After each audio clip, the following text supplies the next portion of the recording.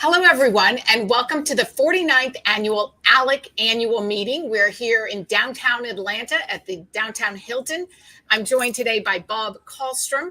Bob is a representative of AMAC. And tell me, AMAC, what does that stand for again? Well, AMAC stands for the Association of Mature American Citizens. And so AMAC, it's not a hardware store, and that's who we are. I'm also president of AMAC Action, which is the C4 affiliate of AMAC. And we are actually the conservative alternative to AARP. And going back to AMAC for a moment, we actually have more benefits, better benefits, more choices, including more Medicare Advantage choices for our members, in fact, all Americans. AMAC Action, again, the C4 affiliate, runs a national grassroots effort, and we provide our members a vehicle by which they can really engage in the political and dynamic process. And in fact, of our membership overall, which is about 2.3 million dues-paying members, over 337,000 of our members actively participate in direct lobbying, whether it's by email, whether it's by phone call, or whether it's in person. And so we do have chapters around the country. We're forming more and more of them because we want the American people to have a vehicle by which they can really participate in the political process. And the other point I wanted to make too is we have a sister organization called the Amac Foundation, which provides free Social Security advice to all Americans. And we don't sell anything, but we have certified Social Security advisors that can really help them. So in any event, our issues, and we'll get into that in a moment, are those that really affect all Americans. We're parents, we're grandparents, we're business owners. We're not just extreme elderly, we're 50 plus, but again, I say to you, you're welcome to join AMAC if you plan on living to be 50 as well. Bob, I love that because I think when I first started talking with you, I thought, AMAC, let's talk about issues that are of concern to older Americans. And then you reminded me, well, actually, 50 and up, I'm 50 and up. I mean, I'm still working, still planning for retirement. So all of these things impact me for sure. I mean, a large group of Americans, not just the people that you think of like as retired. Right. But one of the biggest things that's hitting all Americans, especially those of us in my group who are still putting money into our 401ks and savings, we are seeing inflation really, just take a big hit onto those savings plans. Is that an issue that your members are talking a lot about right now? Yes, Catherine, it's a very, very major issue because it really affects all Americans, not just seniors and elderly seniors on fixed and limited income. It affects the middle income level people, the low income level people, the people that are dependent on their cars and their trucks to make a living. The ripple effect. And this is Biden inflation. He is at the root cause of it when he issued his executive order on the first day of his presidency, banning and attempting to ban the use of fossil fuels in the United States. And then the outrageous spending. The spending is now in excess of 30 trillion, or the debt is in excess of $30 trillion. And do you know, in fact, that the Treasury borrowed $3.1 trillion from the Social Security trust funds? It's a note, it's an IOU, but nonetheless, it's got to be repaid. So inflation ripples through the economy in your foodstuff, your anything that you buy. The prices have gone up, and that's a direct root cause of two things. One, the energy policy of this administration. And can you imagine manufacturing steel with windmill energy? I mean, how absurd is all of this? And secondly, the spending has been out of order. The Congress has no limitations on it. They spend freely. It's runaway spending, and the debt continues to increase. Those of you who have businesses, can you imagine being able to brag to the American people that you've reduced the rate of your debt increase? You'd be out of your company. Your company would fold. So this is a very, very serious issue, and it's really directly affecting all Americans, except those that perhaps have the cushion of higher incomes. And this really has to be addressed. And Bob, I think that is really what we want to talk about today is the out of control spending in Washington. And are there things that the states can do? What can we do to rein in that spending? And Article 5 of the Constitution may be an effective tool. It is. Article 5 of the Constitution really provides two options to make amendments to the Constitution. One is that Congress can do it, but there's no will in Congress to address spending. They have consistently failed to do that, except to increase it. The other is that the states, and you can thank one of the founders on that, George Mason, for that, saying the states as an oversight role and as the primary unit of government in our republic, we are the United States, I remind you on that, have the ability to have a convention for the purpose of proposing amendments to the Constitution to address these things. And the only way that we are going to address the runaway spending is to have the states convene as the primary unit of government, again, in our republic, and develop an amendment that sets some parameters for spending against debt. And that has to be done. So the states are really our last line of defense in doing that, because the Congress can't. And they can't, they won't, there's no will to do it. And so I urge you, and I urge the state legislators to really step up and embrace the notion of calling for a convention of the states to propose an amendment. And this is the only way to protect our citizens, our children, our grandchildren, and certainly has significant impact to the states. You know, one of the great threats of inflation is that the devaluation of the dollar occurs, and recognize that China is posturing itself to become the international reserve currency and displace the US dollar. This is a serious deal. And the states are the ones that really have to step up. And so the state legislators here and the state legislators and on the Democratic side of the aisle need to address this. This is not a partisan issue. This is an issue, you know, for the economic future of our country and for the economic opportunity of American citizens. I love that you're putting the focus back on states, Bob, because that really is our theme here at our annual meeting, is the rise of the states, the return of power to the states. We saw that in the most recent Supreme Court session, where in several of those key cases, the justices said, take this back to the states, let the states decide. And so we're really focused on that here, of saying, state lawmakers, the nation is looking to you to solve these problems, because clearly there's gridlock in Washington, nothing's getting done. And it's obvious that the real work of government is happening at the state level. Yeah. The states are key, and it's the closest unit of government, certainly, to the American people.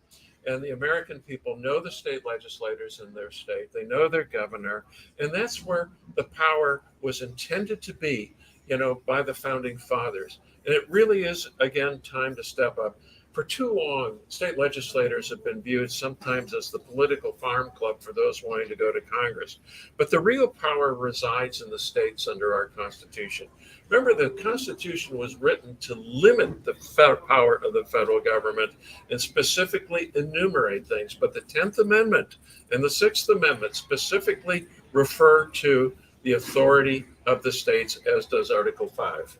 Thank you for being such a cheerleader for our state lawmakers, Bob, because you are exactly right. I began, well, earlier in my career, I was on my city council, and then I saw people running for the county commission, and there was always sort of this idea that you would then maybe run for your state legislature and then try to make it to Congress. There's this sort of natural idea that that was the progress one would make, and you ultimately make it to Congress. But in fact, I think that that's a little bit misguided, because when you get to Congress, they're not really doing much. No, they're really not. You know, and they've been very disappointing on so many fronts. It absolutely. Really has, they've been really split and divided by the partisanship up there, and it's really disgusting and it's embarrassing. And I think, quite frankly, the states really have the opportunity occasioned by, addressing the national debt, addressing some of the other issues that the Supreme Court properly referred back to the states. We don't want 9 people in the Supreme Court legislating policy for Americans. And we really don't want even the federal government legislating or even using the unelected bureaucracy dictating how you should live. The states really need to step up, should step up, and they are stepping up to take back the control and the responsibility that is rightfully theirs. That's exactly right. And another issue that is something ALEC is working on in terms of model policy, we certainly have members concerned about medical billing transparency. And I think that's an issue that your members are also wanting some sort of changes and improvements. Medical billing transparency, all that simply means is if you go to your doctor's office and you need a procedure done, you should be able to know exactly what that cost is up front and not get a totally confusing 10-page bill 2 months later. So medical billing transparency is something that there are federal laws on the books. My understanding is they're difficult to enforce at the state level. So now states are being asked to go in and say, this is something that states are going to have to address. That's indeed right. I think Colorado just recently passed a hospital transparency pricing that if they fail to publish the prices and the costs for different procedures and things like that, that they will forfeit some degree of their federal funding upon which they're dependent. I think the American people have a right to know, and it's part of the right of choice, to know what are the difference in the prices and costs between physicians' offices, between and for drugs, as well as particularly for hospitalization, so that they don't get nailed with a lot of surprise billing that they never expected. And I think what's also important too is transparency in pharmaceutical pricing. There's this middle group of distributors called the pharmacy benefit managers, which really are primarily responsible in a sense for a lot of the increase in the price of cost. Now, when you do your co-payment and you pick up your pharmaceuticals, it may be $25, but what happens is the pricing of that is backed up into the insurance policy that you have and the increases in that. So you end up actually paying more for it. And what we want to see is transparency in the pricing in terms of pharmaceuticals. There is legislation also pending in Congress, which we strongly support in that regard. Bob, thank you for what you're doing, because these are issues that don't often get a lot of attention, but they impact people's lives in a very real way. Yeah. Anything else here before we close out that AMAC is focused on right now that you want people to know about? Well, we are.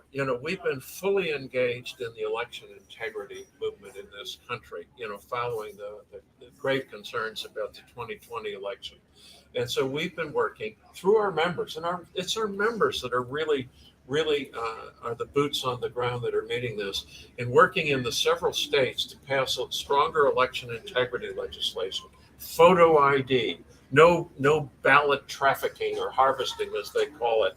Clean it up, have audits, and have really strong, fair laws that ensure your vote counts and is not discounted. And so that's an important role for the states, because also under the Constitution, the states have the responsibility, the primary responsibility for conduct of elections and election law. The federal government has a little bit in the Constitution relative to federal elections for congressmen and that. And what we've seen in this Congress is an effort by the Democrats to do a complete federal takeover of elections, and again, squash the states by a highly detailed, fraud-inducing legislation, that would simply squash the states with all kinds of procedures, leaving the states having to have a separate and parallel process for election of state and local officials. That's nonsense. It was an absolute effort to take it over. They tried to take it over under the civil rights venue as well. And again, what you have here among the Democrat leadership, sadly, is an effort to smash the states and establish single-party federal control over this nation and your lives as Americans. That was never the founder's intention, for No. sure. Alan McInder on LinkedIn comments. He says, returning power to the states provides many benefits as mentioned. So thank you, Mr. Kallstrom. And thanks for all of you who are watching, and we appreciate you joining us. And so this is our first live stream here at our annual meeting. So I have a couple of options. I can close out the broadcast, or I can say thank you for coming, and you can walk off, and I can bring on a co-host and we can talk for a little bit. We're figuring this out on the fly, Bob. Well, by all means, it's been a real pleasure to be with you. Thank you. A real pleasure to be here at ALEC and the sponsor, a academy in terms of the Article 5 opportunity and responsibility of the states. And so I'm going to return to actually our AMAC booth and hopefully talk to more people about joining AMAC. And remember, it's $16 a year. We can finance it at $1.25 a month if you need it. So it's good to be with you. Thank you for having me. Hey, thanks, Bob. Okay, I'll give you a handshake and then I'll let you walk off. And we're expecting another guest here in just a bit from the Heritage Foundation. But, Kim Quintera's here. If Kim wants to come. Sure. Yeah, Kim is going to be joining us from Arizona. So, Kim, I was just explaining to the viewers, this is sort of an experiment for us. We're just going to sort of keep the live stream open. Where's this live stream? On Facebook? So make sure that you're seated right. Yes. Okay, you look good. It's Facebook. We're doing LinkedIn and YouTube. Wonderful. Yeah, and I could have done Twitter, but we're super active with our Twitter, and I was worried that we might, sort of mess up what was happening on Twitter. Anyway, but we are talking to folks on LinkedIn, Facebook, and YouTube. So Kim Quintera, thank you. Thank you for having me. Yes. So I heard you speaking briefly this morning to our state lawmakers here at the ALEC 49th annual meeting, and you were talking about sort of what's going on in the states. And specifically, you were talking about election integrity, but I feel like you were probably bringing in other issues as well. Right. So just to give you a very brief background, 15 years as a TV news broadcaster. Okay. I've only been in the political scene for about 8 months. I'm the director of communications for the Arizona State Senate Republicans. And so this is my second ALEC. And we were kind of going over what are issues that are important to voters within Arizona for the midterms. Arizona is a very pivotal battleground state. It is a very important swing state. And traditionally, Arizona has been a Republican powerhouse state. And that's not the case anymore. We actually have our largest party is independence. And we would think we'd be able to capitalize on the failures of the federal government, the Biden administration, the Democrat Party that has turned our country upside down. But there has been a lot of Republican infighting, and that has left a bad taste in voters' mouths. They don't want to see the fighting. And we have extremists on the left, extremists on the right, and their messaging not necessarily resonating with these independent voters. Election integrity came up as a question in terms of, are independent voters concerned about election integrity? I think there are two answers to that. Yes, independent voters want to know that it is easy to vote, yet hard to cheat. However, they don't want to continue to rehash the 2020 election. They don't believe that there was widespread fraud within the 2020 election, but they would like to see some common sense changes within our election system. One thing that Arizona is doing is on the November ballot, we have an initiative where voters can decide if they should be giving identification for early mail-in ballots. So right now, when you fill out your ballot, all you do is sign your name on that ballot or on the envelope that you send it in, saying, yes, I'm Kim Quintero. This is how I voted. So if voters agree to this initiative, you would then need to add your driver's license number or the last four of your social security number or your state identification number. So those are small tweaks that can give voters confidence that when they cast their ballot, they know that they are who they are, representing who they say they are. And so that's one thing that's going to be coming up to voters in November in Arizona. other small tweaks. Well, I want to just comment on something you said at the very beginning about independent voters are very turned off by the hyper-partisanship comments on both ends.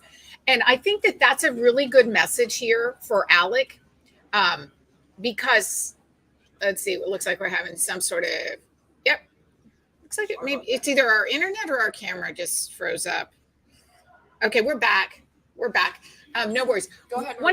So one of the things here at ALEC that is so important to us and that we are very focused on is the state lawmakers. They're the doers. They're the ones getting the work done. And to get work done, you can't be hyper partisan. You have to be working on solutions, being solutions focused. And it sounds like that's the message you were giving to the lawmakers today. 100%. So a big thing that voters want to hear from these candidates, not only for midterms, but coming up in November, is give me your policy, don't give me your politics. Tell me how you're going to fix some of the crises that we are experiencing.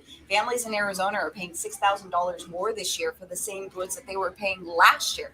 How are lawmakers going to try to help provide some relief? Is that through tax cuts?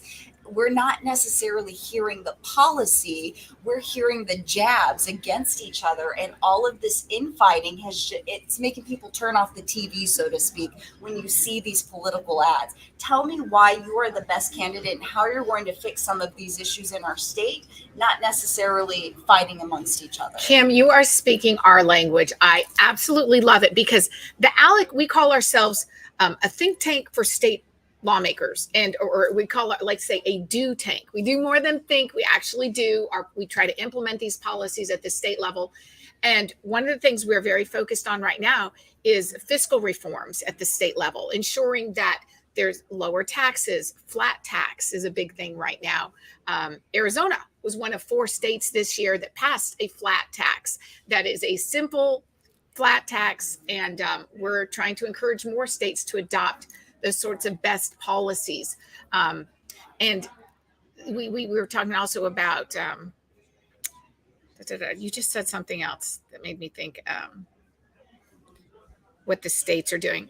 Well, but anyway, I think that the bottom line is it's the state lawmakers that are the ones who are really poised to make reforms and to make change. And of course, we know from the recent Supreme Court hearings that the justices returned a lot of those big decisions back to the states, saying, look, this is for the states to decide.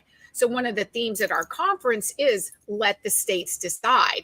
And I think a lot of Americans are looking at the state lawmakers for leadership, because they're just not getting it from Washington. No, they certainly aren't. And I think our Republican lawmakers especially can set an example when we see the failures of the Biden administration not taking any action on the border crisis, just ignoring the border crisis, when that, again, is a big issue for those southwestern border states. Oh, that's huge in Arizona, obviously. We, our state legislature appropriated $500 million to secure the border by providing tools for law enforcement, by finishing parts of the wall. And so they are taking the actions that the federal government should actually be taking. Right. And so it is really important to have that strong policy behind the messaging in order to entice voters to say, hey, that's my guy or that's my girl. So what the voters want are people with real solutions, not just bringing their politics, as you said earlier.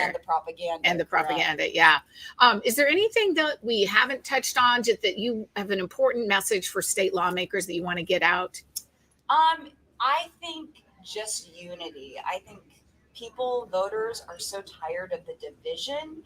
And sometimes that means reaching across the aisle to work with your counterparts, whether they be Democrats, whether they be Republicans. Showing that teamwork is how we're able to accomplish what we need to accomplish for the greater good of our state, of our nation. And with the division and the divisiveness with candidates right now, it's really hard for independents to care. They just don't want to deal with the drama, the fighting. Right. So I think we just need to tone it down a notch. And talk about solutions. Amen. Yeah, that's the key. Talk about solutions.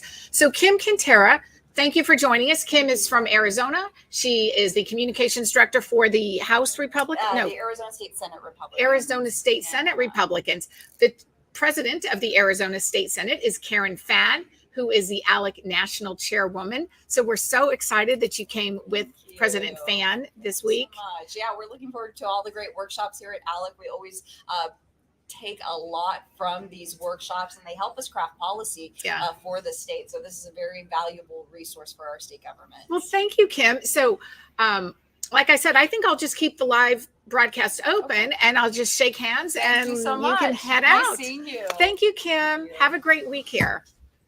All right, so now it's just me. We're maybe having a. You want to go over the schedule coming up today? Yeah, let's do that, Jay. Let's talk. Oh, our heritage guy. Our heritage guy. You can take a look at that. I don't know. Are you live right now? Yeah, we're live. Come on. We're trying something new this year. So good. So I have an empty chair and I can't be. You know, this chair of mine keeps like slipping down. Yeah, just jump on in there. All right.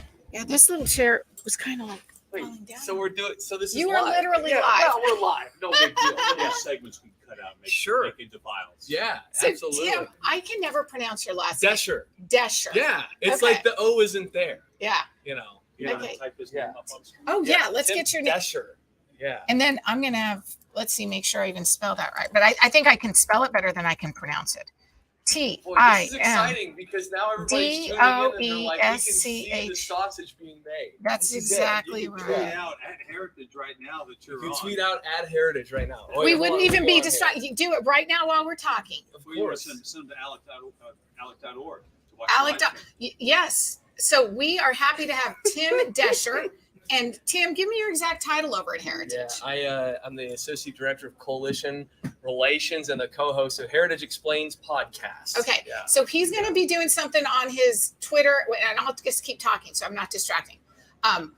We are really happy to have Heritage here with us because Heritage, I've just been handed some key talking points. They're not talking points. it's just Destroying something- the altar of woke. Okay, Ooh, first of all, this I'd is like to good. say hold on. I'd like to Okay. say something. I came over here and she's like, "You want to do something with it? We're going live." And I said, "Sure. What are we gonna do?" She's like, "I don't know. What do you want to do?" So then I come over here with something that we could talk about, This is and she awesome. goes, "Talking points. There's no talking No, points. I need talking points. I live off of talking You points. don't have to agree with those.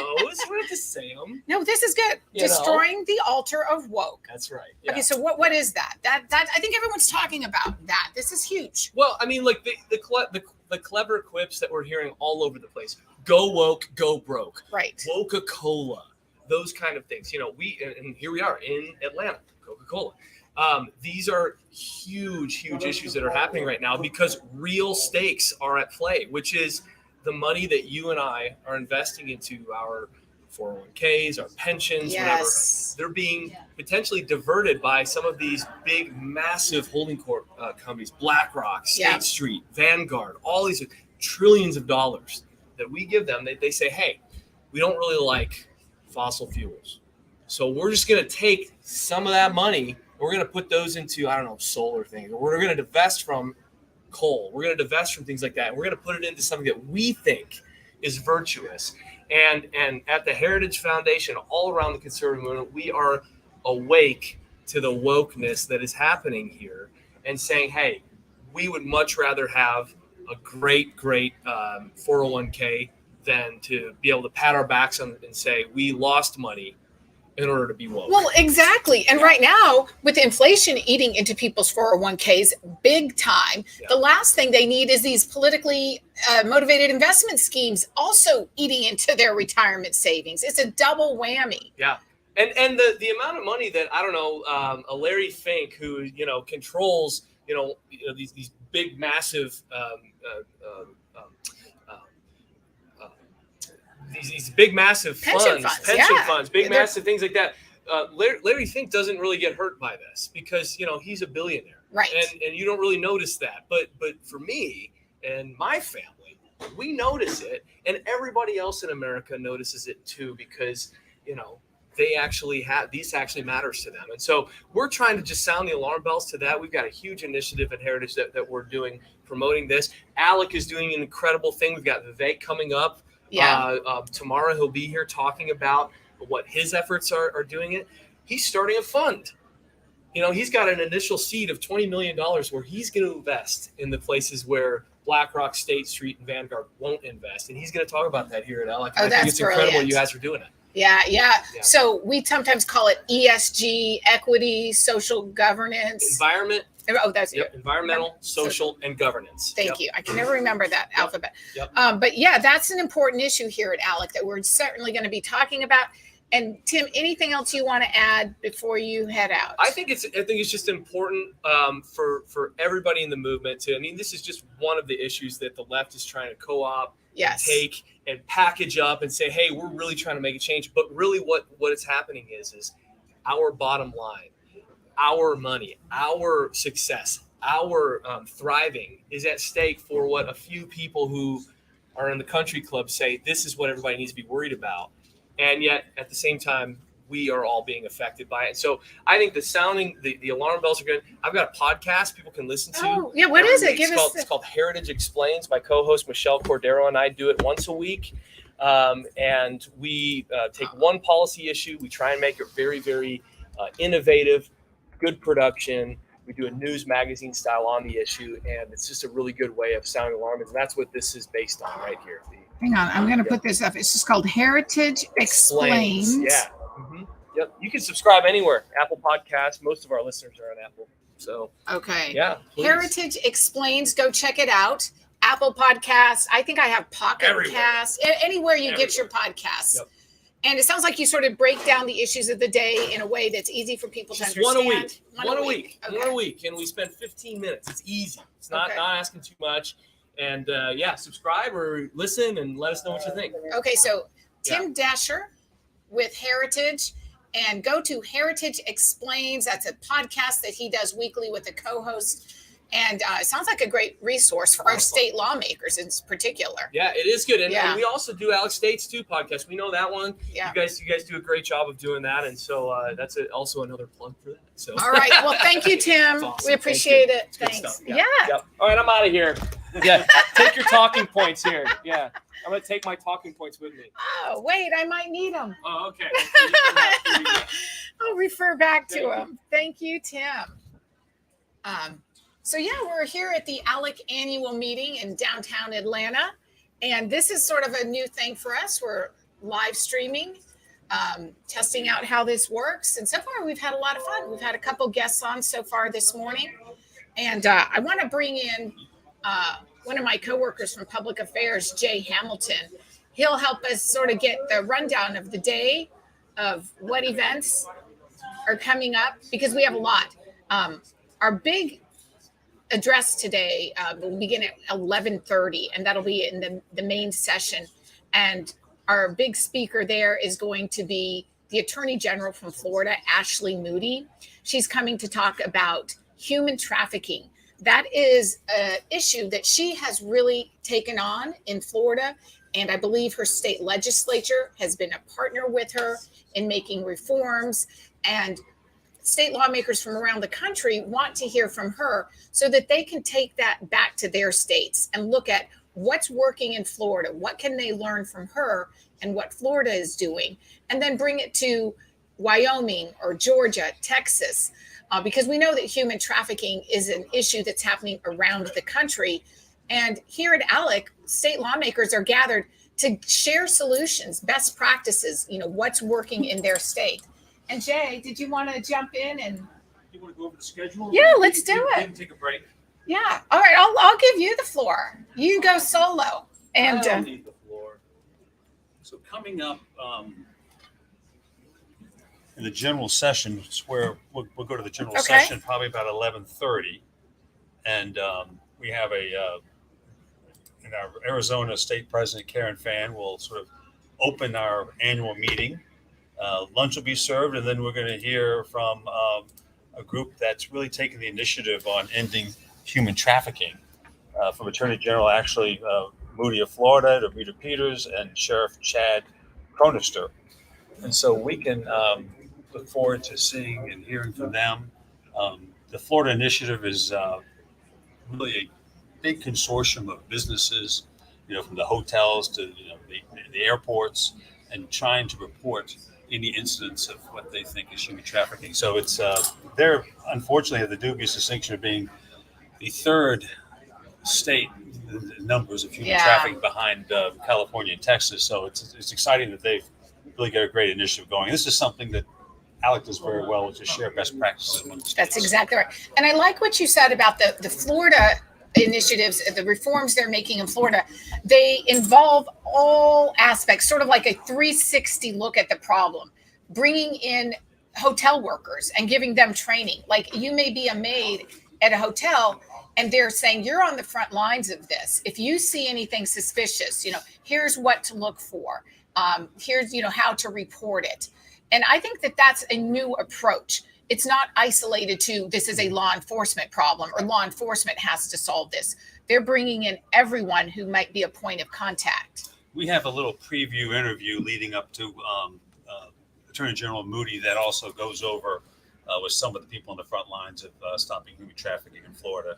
But you're absolutely right. One of the things the states have actually legislated, and it's kind of spreading across the country, I'm sure she may bring this up, is mandating the hospitality industry to participate and to put on human trafficking forums, so that everyone from the housekeeping to the front desk to anyone that works in a hotel can spot, for example, if someone has orders 20 towels and they don't come out of their room for 3 days. So there are all sorts of tips, and if you see it, report it. Right. Sort of the saying. So we'll be back a little later with that live stream from our general session. Yeah, and well, the luncheon begins at 11:30, and I'm not sure if Ashley will speak right at 11:30.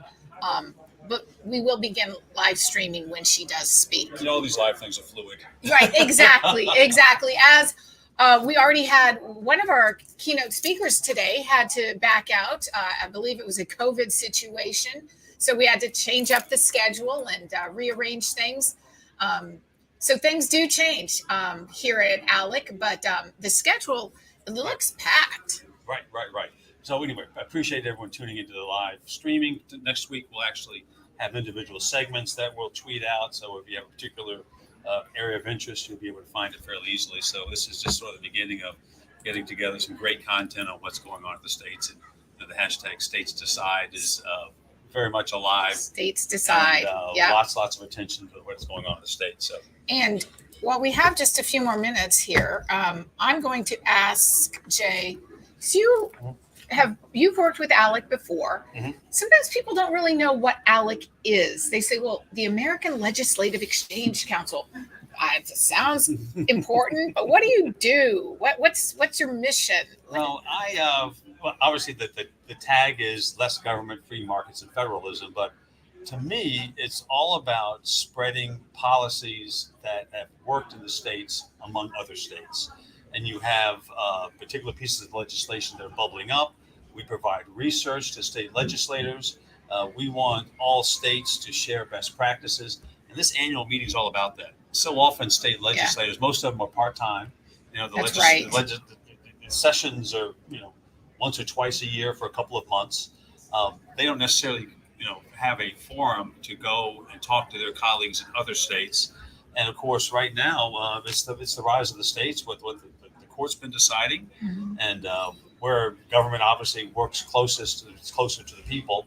So that's sort of the whole, ALEC in a nutshell. Yeah. Is trying to provide great information and to make great policies and spread those across the states and have them each adapt and modified depending on their state situation. And I think, Jay, one of the key things you just said there is that these are part-time lawmakers in most of the states. Mm-hmm. They, at most, may have one staffer, but many of them have no staffers. They really don't have that whole support network.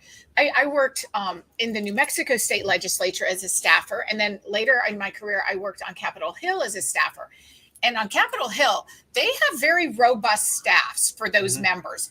Everything from communications advisors, policy advisors, people whose sole job is to communicate through letter and email to constituents. They have constituent service people. I mean, it's a very robust set of support staff, right? You go to those state lawmakers and it's often just them and maybe one staffer if they're lucky.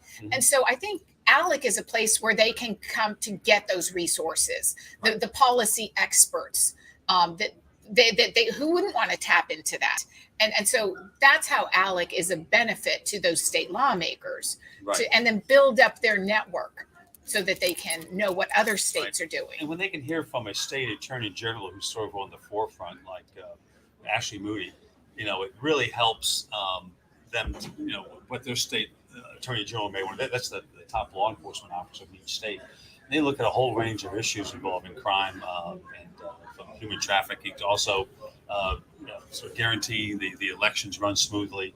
So there's a lot of interest in state attorney generals right now. Right. And of course, they band Absolutely. together and do mass lawsuits and things like that along the way. But Ashley Moody is one of the real up-and-comers. And, of course, the state of Florida is not short of issues on crime and trying to take the lead, like immigration, all those things that sort of bubble up in some of the border states. So what else? Okay, so that's today. What are we doing? So tomorrow we have sort of a dynamic duo of segments in the morning. Yeah. We'll be talking about the economy. For sure. Are we in a recession? There'll be some numbers out this week where you have two quarters in a row of downturn. It's basically downturn in growth, which is kind of interesting. It's still growth, but be a downturn. Yeah. That's sort of the definition of a recession. And it's one of those things you may feel it, but you don't necessarily have it, stamped recession. Right, exactly. Like, what's the technical definition? And I feel like the economists are kind of going back and forth on that. No one seems to have, they're not all on the same page. We'll have Stephen Moore, also from the Heritage Foundation, and a contributor on Fox. Is he not there? Did you hear he had to cancel? Stephen Moore, yeah. Oh, shoot. Well, Jonathan Williams. Williams. Our head economist is as good as they get. And the thing about Jonathan, unlike some of these folks, he travels to the states. He holds forums in each state that he's invited to speak, and goes over exactly what's happening in the book that came out was Rich States, Poor States. He ranks states according to their, sort of the economic policies, the tax base, looks at a number of indicators, and ranks them as which ones are so-called the rich states, the one that are really prospering this year. And that report has gotten a lot of attention in recent months, especially as we've come out of COVID, and we see such a disparity between so many of the blue states and the red states. The red states are really prospering. The blue states are often struggling, the typical New York, California, Illinois. And our publication, Rich States, Poor States, has gotten some good national attention, where the reporters are picking up on that and coming to ALEC as the experts saying, what do your rankings show and what's going on? It's kind of funny now in the news cycle we're in with a lot of the columnists. I've read in the last week 3 columns, one from Freeman of the Wall Street Journal, 2 from the New York Times, Frank Bruni and Margaret Wrinkle. And they're all talking about how states prosper and how they don't prosper. Right. Of course, the New York Times tend to be more on the other spectrum of ALEC. And Margaret Wrinkle's column, she's from Nashville. It was all about recruiting liberals to move to the South, which I thought was hilarious. And she didn't say it in tongue in cheek, but it came across like, okay, if that's, how do you change what's going on in the South to her liking? Well, unfortunately, the migration is not going that way. Unfortunately, it's not going that way. Frank Bruni, who moved to North Carolina just recently from New York, talks about the redistricting issue. And so a lot of attention by the opinion leaders and opinion commentators on what the states are doing. Yeah. And how sort of as the states go, so goes the nation. Right. We're definitely seeing a lot of that voting with their feet, where people are moving out of the high tax states into low tax states. Florida has been a net gain, for example. Georgia has been another state, North Carolina. And these are all states that have sound fiscal policies. Their budgets are in check. They don't have excessive taxes. And I think that that's one of the ALEC main goals, is to share those best policies with all the states and say, hey, look, this is working in Georgia. It will probably work in Connecticut, or, you might want to make modifications, but it would work in Wyoming or Texas. So this is a place where state lawmakers come to share best practices, hear from the experts. Right. And we'll have Jonathan Williams and a couple of state legislators on a little later. Yeah. Also, so you'll hear from a lot of folks throughout the 2 or 3 day, 2.5 day annual meeting. You can take a break now till around 11:30 when we go back to the live stream inside the general session. And always check out the agenda on ALEC.org and watch the live stream there. And we have at ALEC_states as our Twitter handle. We're tweeting, our great intern is tweeting everything out that she can. So she has much faster fingers than we do. And so, our great intern has been amazing. Okay. Brittany Missoura is our intern. You're going to hear her name in the future. She's awesome. Okay. So go to ALEC. She's tweeting out her name right now. Yeah, she probably is. Giving her handle. You notice how those kids under age 25, this is my daughter. She is constantly updating her Instagrams, reels, and stories. And I said to her one day, I go, when do you have time to do all this? And literally, Jay, she said, when I'm at a stoplight. She'll be like, I'll just be sitting there in traffic, updating my story. They can put together. My biggest social media just sort of superstar was she was an intern, and we kept her on for her senior year at UCLA, and she would do literally in between classes. Yeah. I'm like, wow, that's impressive. I know. Very impressive. So we're very fortunate. And there's to people have like me and Jay who are like, okay, I need to create a Twitter post, and it takes us 3 hours to do. I'm all thumbs on that mobile device. We're sitting there designing it, and how do we say it? And then meanwhile, these kids have already done a live stream. They've been broadcasting. So check out our Twitter feed. Yeah. Definitely go to Twitter. ALEC.states, and you'll find out everything coming up. And yeah, a great lineup of speakers that we're sure you enjoy listening to and hearing and responding to. So, okay. So we'll take a little break yeah, now, or do let's you have do someone it. else coming on? No. I did. Wait, do we have another member who wants to join us? I'm just listening. Well, you want There to you join? go. No, we can keep going with our live. We are super casual here today. I'll pop in there for a minute. Yeah, let's do it. All right. Yeah, just coming through This here. is real live. Yeah, We're live. yeah. So Come let, on, let, in, let, Spencer. let Brittany type your name on the screen. Let's see. So go ahead, take a seat. And I can hold your stuff for what state are you from? I'm from the great and free state of Florida. Oh, we love Florida. It's Spencer, right? Spencer, and the last name is Roach, like the bug. You can't miss that one. There's only one of me. Oh, how'd that happen?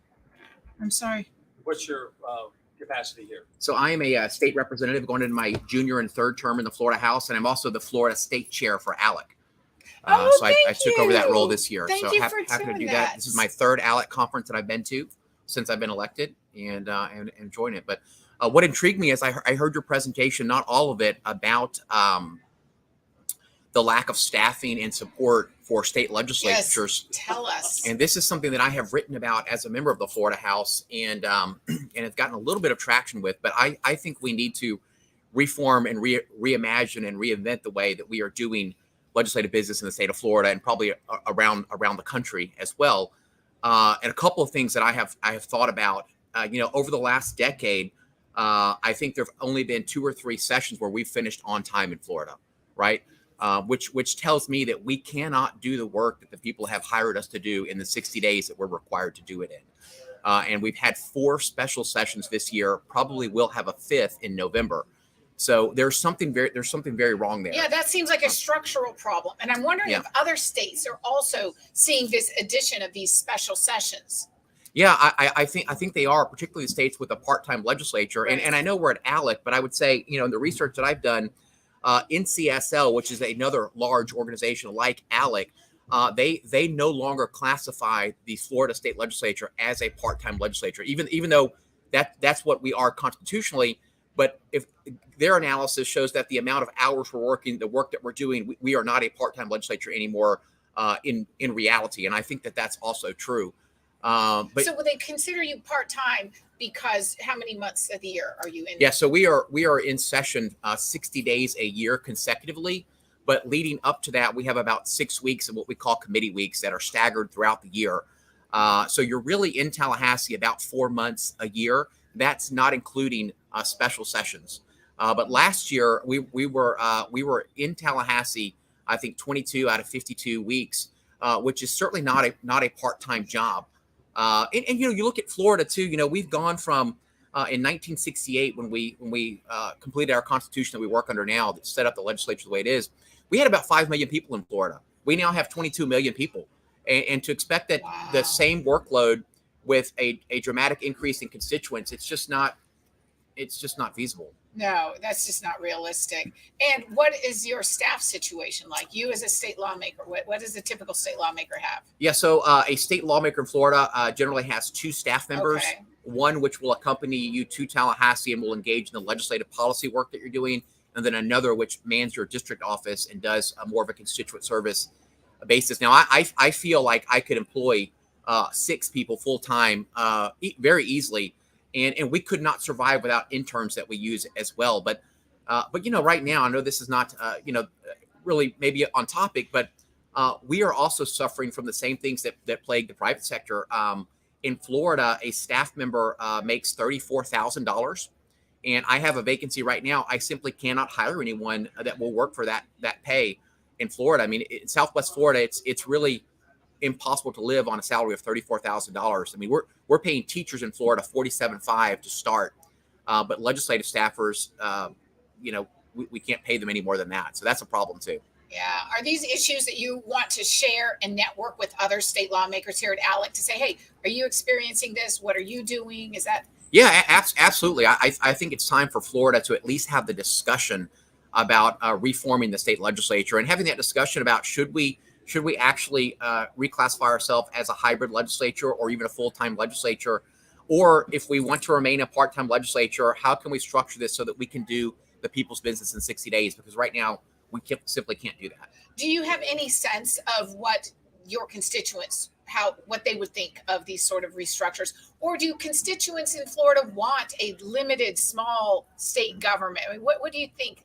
Yeah, I think that generally speaking, a smaller, limited government can do less damage, right? Yes, exactly. What was it Mark Twain said? Your life, property, and liberty are never safe when the legislature's in session. Right. There's a lot of truth to that, but I will tell you this: a constituent that would call my office for help, and if someone answers the phone and said, "Oh, we're sorry, Representative Roach is not here. This is a part-time job. Call back in 8 months when they're in session. We'll try to help you." That's unacceptable for most constituents as well. So it's hard to balance that out with the expectation your constituents have that you're on the job full-time, full service all the time, with the reality of the fact that you have to go out, make a living on your own, and also go to Tallahassee 4 months a year on a $29,000 a year salary with very little staff to help you out. It's almost an impossible situation. I'm going to share a story I have. I live in Virginia. My state in Virginia, we call them delegates. They go to the House of Delegates. He's my state delegate. A few months ago, I had an issue. My son is out of state, serving a mission for our church and limited access to the internet. And he lost his driver's license and he needed it. And so he contacted me and said, "Mom, can you help me?" And I was trying to go directly through our state DMV. And as you know, those DMVs can be very bureaucratic. And I was just sort of in this endless loop of, well, you need this form to verify, but I can't get that form until I, get this. And it went on for about 2 or 3 months. And I finally reached out to my state delegate, David Bulliva in Virginia. And it was hilarious. I emailed him, and about half an hour later, I was in Costco picking up milk, and I get an email back from him right away. He says, "Hey, Catherine, saw your email. This is who you need to contact at DMV. Here's her name and number. She's expecting a call from you tomorrow." Because this was like 7:30 at night. So the next day, boom, I called her, and I got the problem resolved. And I was just amazed at how responsive my state delegate was and how impactful that was. Like, he knew the right person. Is that the kind of stuff that you do as well? Yeah, that is absolutely the bread and butter of what we Yes. should be doing in constituent casework. And look, I think every representative strives to be as engaged and responsive as your delegate was. It And was amazing. that's grade A constituent service. Because look, we do work for these people, and we take that role very seriously. We are there to help them navigate the bureaucracy and the machinery of government. That's exact, yeah. But it is difficult to be that responsive all the time. Right. I know. I was amazed too. And the other thing I would point out too, when you're talking about reforming the legislature and the workload, and I go back to 1968 in Florida's 6th Constitution, which set up the legislature now, every House member then was representing about 54,000 constituents. Now our House members are representing about 190,000 constituents. So to try to pretend that the workload has not increased when you have 100,000 more customers, that's simply just not reality. Right. So we need to look at, I think, giving those legislators, particularly in Florida, more support, more staff, and maybe even some incentives to keep those staff members on. Yeah. Well, I really appreciate your perspective. And is there anything in particular here at ALEC that you're looking forward to learning about or sharing with others? Any issues? Yeah. So I serve on two of the task forces, the Federalism and International Relations, and I'll be presenting a bill tomorrow dealing with Taiwan, which is a hot topic right now. If you're following, the Speaker of the House and her visit what to is Taiwan. going on with that? I've just been seeing some tweets. What's the Yeah, well, look, situation? I'm no big fan of Nancy Pelosi, but I do think certainly there's a role for America to play in stabilizing Taiwan and protecting them from the threat of China. And I did get to visit Taiwan 2 years ago as a 6-member delegation from Florida. So we are one of their largest trading partners. I think the second largest trading partner with Taiwan. And so that's a strategic area of interest for Florida and the United States. So I don't think that a Speaker of the Congress, United States Congress, should be intimidated by the Chinese. They're now saying she should not visit there. We don't take orders from the Chinese. Oh, that's what it is. Even though I'm not a Gotcha. big fan of Nancy Pelosi, I do think that she has a role to play and would encourage her to visit and stand up to the Chinese there. Yeah. So I'll be presenting a bill on that subject tomorrow in that task force, and I'll also serve on the criminal justice task force. And criminal justice reform is something we're very focused on in the state of Florida as well. Right. Well, we'll be hearing from your Attorney General, Ashley Moody, That's right. today on her initiative with human trafficking. Right. And has that been something that she has worked jointly with the legislature on to make these reforms? Absolutely. She's been very engaged with the Florida House and the Florida Senate. We have some of those reps here that she's worked very closely with on some of our anti-human trafficking legislation. But yeah, all of those things are areas of interest to me, and I hope most of the ALEC members here. So we're just getting started today, the first real day of the ALEC conference. So stay tuned and stay engaged. Yeah. Well, thank you so much, Spencer, for just hopping in and Just being. a final plug for ALEC. How valuable is ALEC to a state legislator like yourself that doesn't have a staff and all that? Yeah. So ALEC and organizations like them can serve as sort of a real, not even a de facto, but a real sort of think tank for legislative ideas, model policy. And they have that resource of staffing and experts that we don't always have as members of the legislature. So we do rely on them quite a bit. And I love it. It's a great place for like-minded folks to come together. And I always learn something here. And the other last plug I would make is,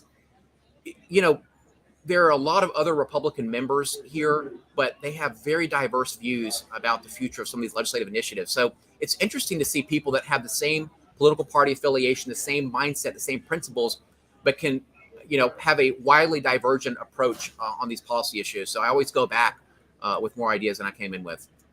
Thanks for joining us. Yes, I sir. love Thank it. you for having me. Thank you, Spencer. That was a Yeah. very nice plug for ALEC. We Well, appreciate hearing that. This is so random. Thanks for letting me just hop in the hot seat for a few minutes. And I know. Well, this is new for us. We're just kind of trying this out ourselves. So We'll just take a break till the Yeah, general okay. session. we're going to Okay. shut down the live stream and then come back. About an hour. Yeah, in about an hour. And we expect to be hearing from the Attorney General of Florida, Ashley Moody, on her human trafficking initiatives. And then we'll also have some other real top line speakers during our opening session. It begins at 11:30. So thanks, everyone.